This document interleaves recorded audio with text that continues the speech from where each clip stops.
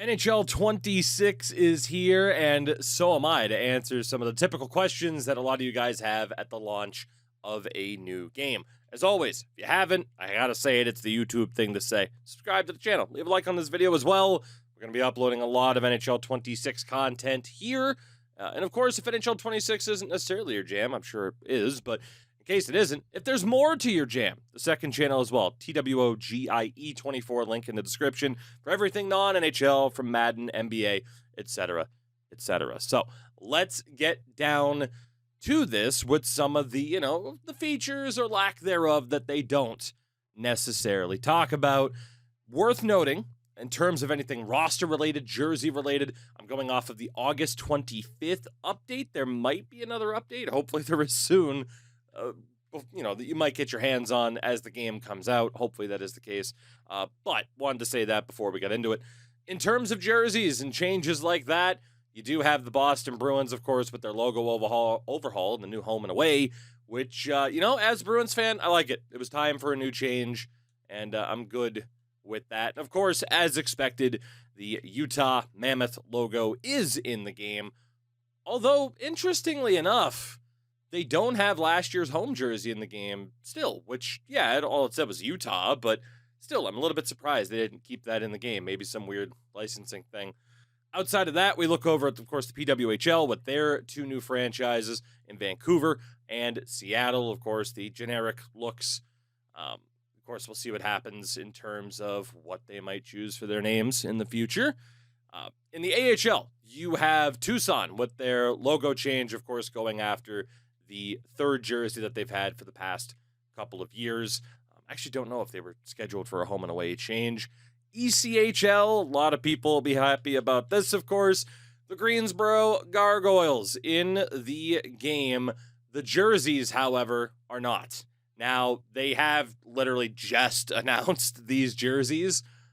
I don't know if there was anything, in terms of, hey, here's why we wouldn't tell EA about these early or something like that to get them into the game. They'll be added in eventually. And there's a couple of other teams that are like that as well when we talk about the Canadian junior system. Of course, the two teams that come to mind for me, the St. John Sea Dogs, they do have the new logo in the game, but the new jerseys are not there yet. And of course, you have the whole Under Armour change with the CHL and juniors and stuff like that that's going to be factored in. The old Newfie Regiment as well, logo in the game, jerseys not in the game at launch. And in the WHL, of course, the first year of the Penticton Vs being in the game, but as you would expect, not so much on the jersey front at launch. So if you are a fan of any of those particular teams, well, if you play Be a Pro for the first time, at the launch of the game, might want to wait for some of the jersey changes. In terms of some of the other things that I get asked about quite a bit, let's talk about the Creation Suite up next. In terms of Create a Player, there's not too much new going on here, unfortunately.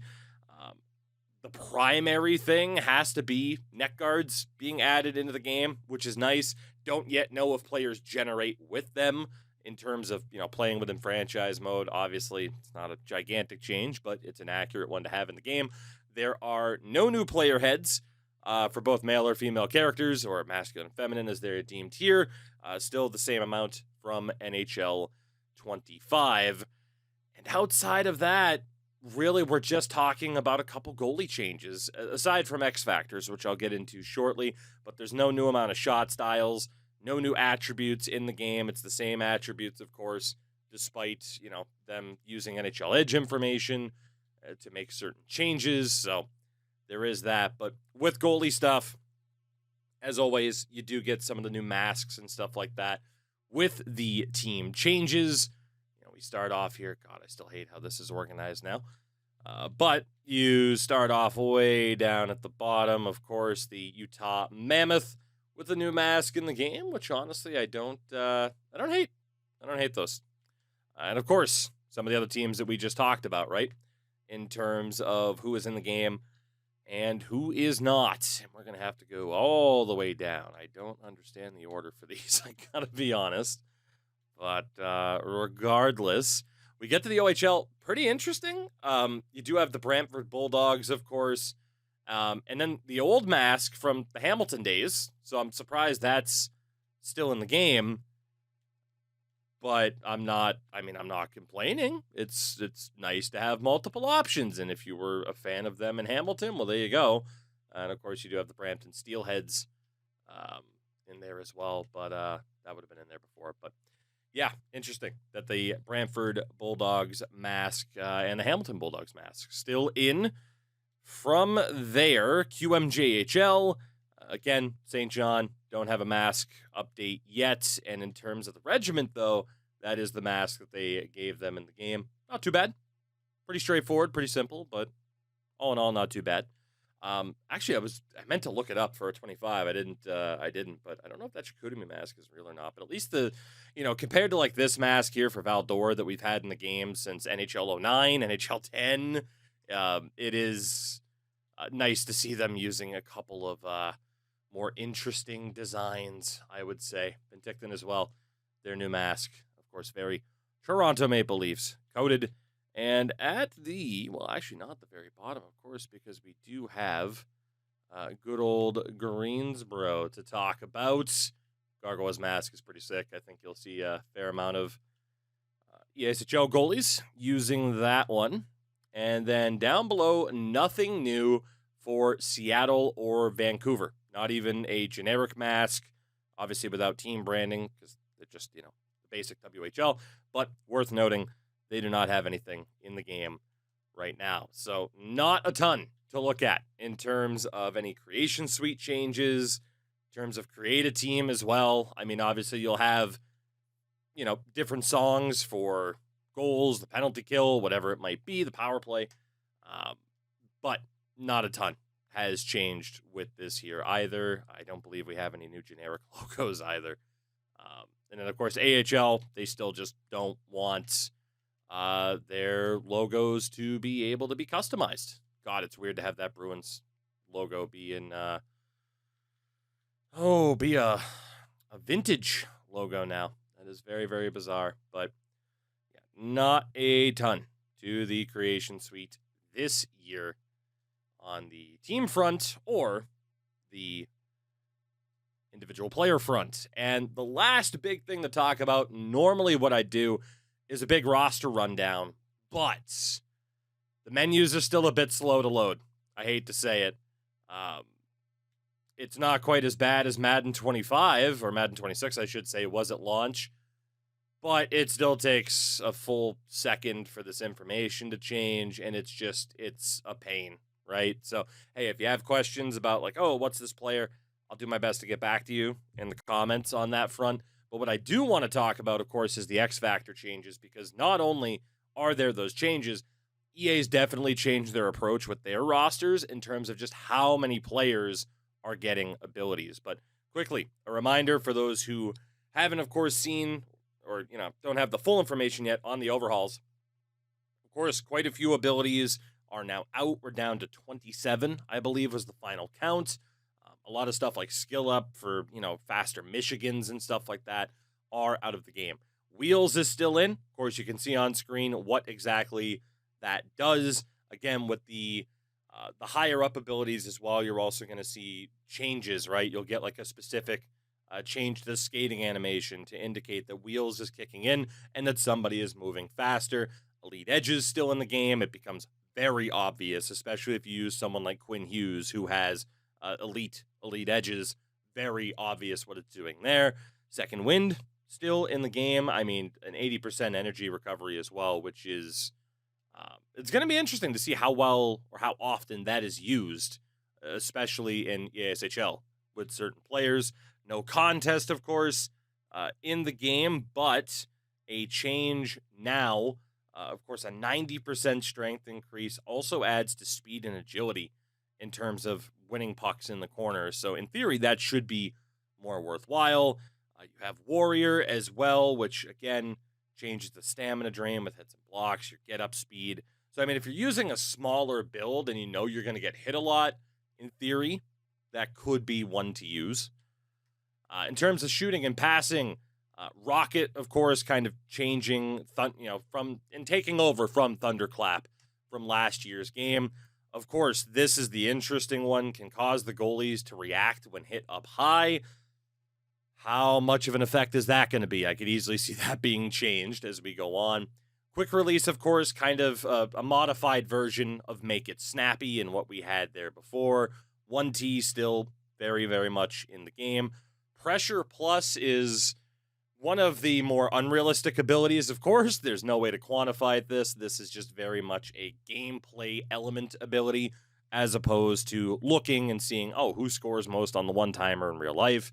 So I'm not a big fan of it, but it is in the game. Honestly, I'll probably abuse it in the ASHL. Backhand Beauty, still very much in the game as well. So is Send It, which is an interesting one. Not only does it improve your player's ability to pass, but the teammate that gets the pass, it makes them faster for 1 to 3 seconds. And, of course, again, the acceleration changes based on the strength of the ability. So, hey, if you are a team player, that's a good one to use. Tape to tape as well, still in the game. In terms of puck skills, you have Ankle Breaker, which, again, they have minimized quite a bit. I don't think it's the worst thing in the world. Big Rig as well, definitely changed with the new one-handed shots that you can get out of some of those animations, some of the better shovel shots. Unstoppable, having to do with reverse hits. Big Tipper still in the game, much to a lot of people's chagrin. Quick Draw still in for face-offs, and Born Leader still in the game as well. In terms of anything checking related, Truculence makes its return, much to people's chagrin. Spark Plug is there as well, another interesting one that can increase the pressure in the offensive zone, so very much designed for grinders and power forwards. Hipster in the game. Now, they have changed how hip checks work in the game, but I do not blame you for being weary if you were to think back to NHL 24 and 25 and how overpowered and unrealistic hip checks were. This is a scary ability. We'll have to see how it works. Stick 'em up, still in the game, as is Quick Pick. And then, of course, for the goalies, Post to Post, still there. Sponge, still there as well. Dialed In, Showstopper, and Recharge. Pretty much, I would say, the abilities that most people would expect. No crazy boost to poke checking or anything like that anymore. And then when we get down to the players with their abilities, I mean, again, as you can see here, a lot of abilities being dished out. And, no disrespect to the Anaheim Ducks or anything like that, but if a team like Anaheim is featuring this many players with abilities, that there are going to be some of those even, higher level teams, cup contending teams over the past couple of years that are going to have quite a few players with quite a few abilities, to say the least. So, I mean, again, you even get to Buffalo, and I'm not arguing whether or not somebody does or does not deserve certain abilities, because, again, I don't base it off of opinion. I base it off of data as to whether or not I agree, and I don't know what the data indicates for every single player right now, especially with the way these abilities work. So, my opinion right now is that I do not have an opinion, except something like Pressure Plus, I think is ridiculous. I would love to know what metric they use to be like, yeah, Joel Farabee deserves Pressure Plus. Unless they're looking at it from a franchise perspective and specifically talking about like, he needs a trade value boost or something like that. That's really the only way that I could even really argue with it. Otherwise, really should have just been left for Ultimate Team and the ASHL. But I digress. Even like Kevin Korchinski, Pressure Plus as a defenseman, it's a choice. And then again, we talked about contending teams, right? Someone like the Colorado Avalanche obviously have a cup in the last 3 years, well, almost 4 now. But yeah, a lot of abilities. Nathan McKinnon, obviously just an absolute beast in this game. So was Cale Makar, highest rated defenseman. Martin Necas, even with elite wheels and elite tape to tape. So, I mean, Colorado is pretty damn stacked at the start of this game. Columbus, again, case in point, with no disrespect intended to Columbus, but quite a few players, even if it is just all-star, tier 1, you do have quite a few players with abilities. And I'm not even saying that they're unworthy of it. It is just a change from what they have done in the past in terms of, okay, let's have abilities be for only the best of the best, or hey, screw it, doesn't matter if this guy is one of the best of the best. He is one of the best at this element of the game. And I don't necessarily think that's the worst way to view it, right? Like, oh, Andrew Kopp, like he's, say for example, if he is one of the best face-off takers in the league, it shouldn't matter if he's an 88 overall, 90 overall, or more. It's like if he's good at it, just have him be good at it. But then you also factor in franchise mode and how that can affect trade values. It's an interesting conversation to have at the very, very least. I'm a bit surprised Zach Hyman doesn't have Elite Big Tipper, but again, for the most part, leaving my thoughts to the side. The Florida Panthers, of course, just absolutely stacked in this game. Rightfully so, in terms of being overpowered, and obviously so many people have signed those long-term contracts. Like, they are just going to keep being insane for a very, very long time. But you can see, so far we haven't had a single team that just has like the basic amounts of players. Like, there's a scroll down for every single team. And I actually haven't even looked yet to see if any team does not have a bigger list of players. And I'd be really intrigued to see if there is a team like that exists. I don't think there will be at this point, though. Demidov, already good. Interesting to see Noah Dobson in Montreal. Habs, man, might make the playoffs this year. That's right, I'm saying it. Patrick Laine still has Elite 1T despite his struggles. That's another one of those things, right? Where it's, again, does he necessarily deserve an Elite X Factor? Arbor Jackeye. I didn't even notice there with Elite Truculence. So, and All-Star Elite Edges as well for Jackeye. So he's going to be a nightmare in franchise mode versus he's going to be something.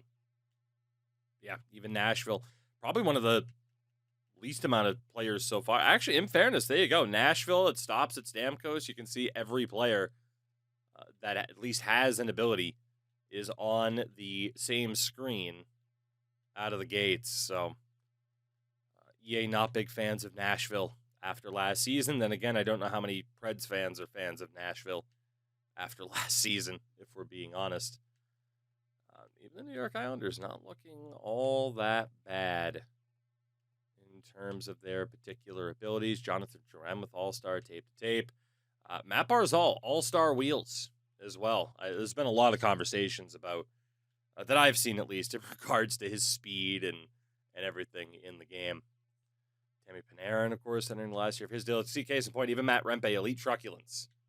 Can you make that argument? Yes. Are some people going to be unhappy to see who should be a lower-rated player with an elite ability?